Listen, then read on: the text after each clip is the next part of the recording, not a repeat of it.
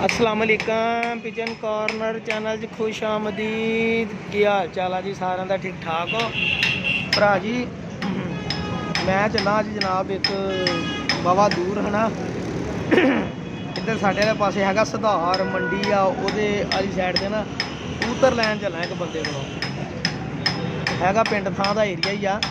तो अल्लाह खैर करे जी लभ जान। एक बंदे को 40 पे है, कोई 30 पे है, 70 के कबूतर है अच्छे माशाअल्लाह। ते है थले वेड़े वाले दे ही आ।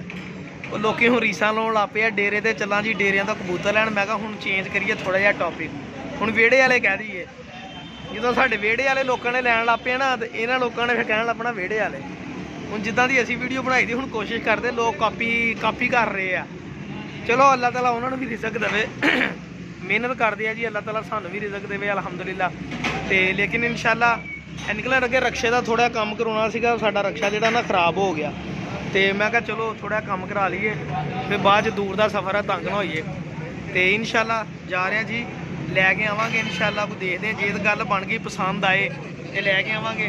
अज हैगी है 21 तरीक, सॉरी अज हैगी 16 तरीक, तीसरा महीना 2020। ठीक है जी, इंशाअल्लाह निकलन लगे। दुआ करो अल्लाह ताला खैर खरीद लिया खैर करे जोड़े वाले होए उड़न वाले होए जेडे भी होए तो अज रेडी रहो इंशाअल्लाह तुहानूं खरीदे देंगे। ठीक है जी, साडे नाल रहो।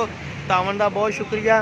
तो वो जेडे काला जोड़ा लाया वो थले अपना मोबाइल नंबर तो कमेंट्स करो। इंशाअल्लाह जोड़ा जुमे वाले दिन कुरान ताज़ी करके फ्री देना वा, फ्री कोई पैसा नहीं, फ्री। लेकिन थले वो वीडियो के उस वीडियो के थले अपना मोबाइल नंबर तो नाम लाजमी लिखा हो।